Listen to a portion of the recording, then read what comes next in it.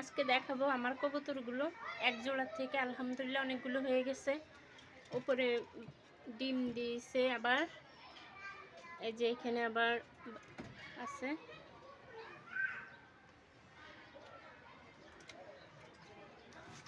এনাদেরকে কি করব জানি না, এনারা খালি ডিমে দেয় কিন্তু বাচ্চা দেয় না।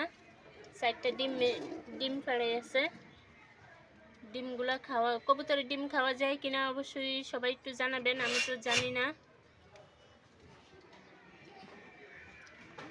এই যে ওনারা এখনো ডিম দেয়নি, ওনারা এখনো বাচ্চা। সবাই দোয়া করবেন আমাদের জন্য।